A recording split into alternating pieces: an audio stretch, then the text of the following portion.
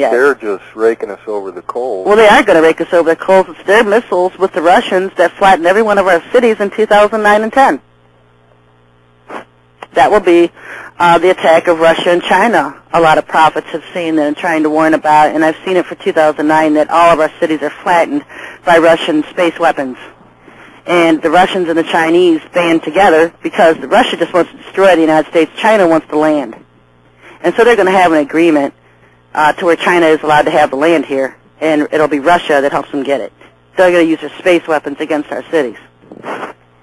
You know, it doesn't even have to get that far. I mean, North Korea could put a freighter out in the Atlantic Ocean and yeah, well, the North Korea war, electromagnetic pulse bombs, right? You know, fry our grid. The North Korea war is something the reptilians want, the reptile factions want, and after that's blown up into a Holocaust over there, then they're going to bring in their false Jesus as the Messiah, bring him down from the heavens as God. And so that's what they want. They want a North Korea Holocaust. They plan on bringing him in after that one takes place. Yeah. And so that's their plan, to blow up the Korean Holocaust. You know, South Korea have that going. Probably a war over Taiwan. Then you've got the Israel, Syria and Iran. Everything's getting ready to blow. You never know which card's going to play played when.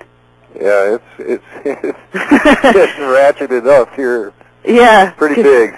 Yeah, you just don't know what exactly they're going to decide they have to go with, because they have several different plans to get what they want, and so you never know exactly which one they're going to go with. And so it's always watching, it's always analyzing, it's always just watching. You know, watching who's doing what. But there's definitely a lot of things. Oh well, here we go. Yeah. On a roller coaster ride. I don't think a lot of people here are going to wake up until we have a city bombed here.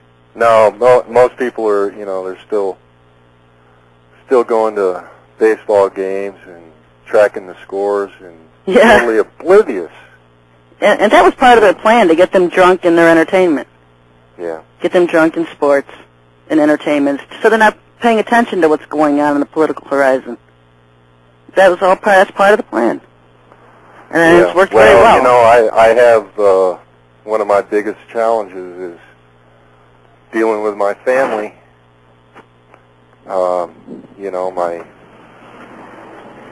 My minister father and all my siblings are they're totally into the system. Yeah. There's nothing I'm going to do. And they're not going to wake up until I try, but it's a hard battle. Yeah, it is. You just have to keep fighting. Yeah. You just have to. And somebody sent me an email last week. I liked. They said, "I don't know what I'm supposed to do, but I applaud you for doing. I don't know what my job is, but I applaud you for doing yours." I like that. Yeah. Mine is, but I applaud you for doing yours. And the Lord will lead people into what He wants them to do.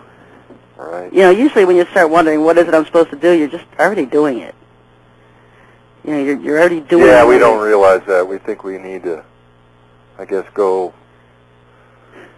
change everything about our lives, and maybe that's not the not everybody has the same callings, Just keep in the same. You got to keep in mind that the more you're given, the more you're required of, the more you're accountable for. To whom much is given, much is required. Right. And I'll tell you, it's a war, and it's a constant war. I get attacks all the time. I deal with things most people wouldn't dream of constantly, and it's not easy putting your head on the front line. He doesn't want all of his people with their heads on the front lines. He needs people in the back, sowing seeds and doing ministry type work and doing things. We're a team. We're not. There's no I in the word army, and so not everybody has the same job. Same calling, but we all work together.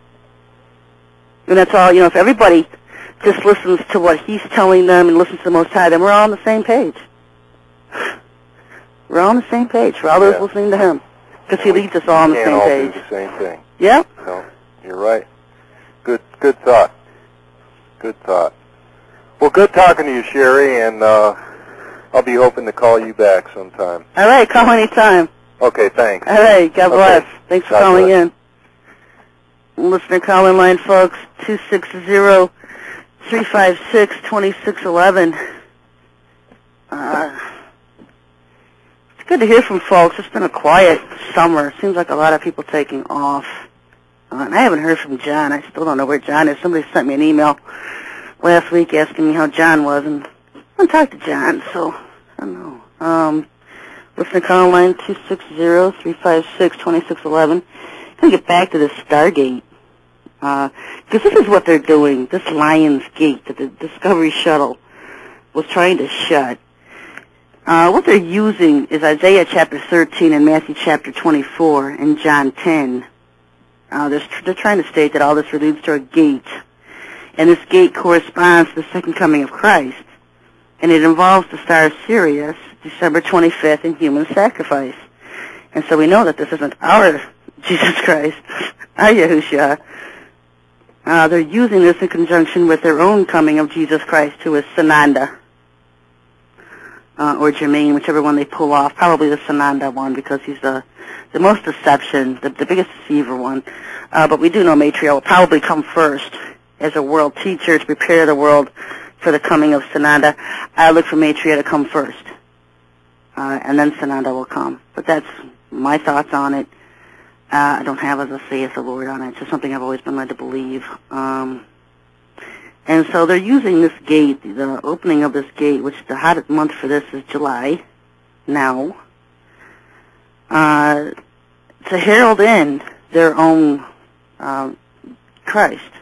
Because you've heard, I don't know if you follow the garbage over at some of these Twilight Zone websites where they talk about the second coming and how they're going to have a noble and religious second coming, despite all their behind-the-scenes warmongering and backbiting and fighting, and they're going to have a religious second coming, darn it. And so this is part of their symbolisms that they use. And you know how they use numbers and numbers for everything. But they take Jesus' words when he refers to himself as the door, such that Ahunak, he will be there to answer. In Matthew 24, he told his apostles the parable of the fig tree. And in John 10, 1-6, the use of the parable of the good shepherd who arrived by the gate. And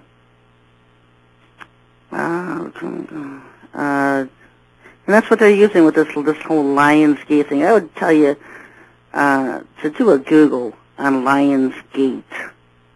And that's just a regular Lion's Gate, or the Sirius, S-I-R-I-U-S, Stargate.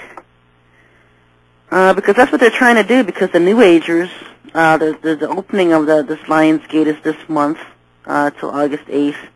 The New Agers want to use it to bring in their Messiah, and the reptiles, the Bush faction, NASA, and the government are trying to close it and prevent him from coming through it. And so it's kind of like a Twilight Zone, Star Wars type thing going on, with this whole gate thing. Listener call-in line 260-356-2611. Give me a call, folks.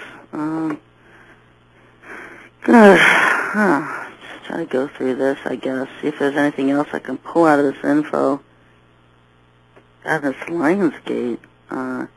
See, I can't even get into this without reading a bunch of the Hubob stuff, and I hate reading the Hubob stuff. This Twilight Zone, New Age garbage.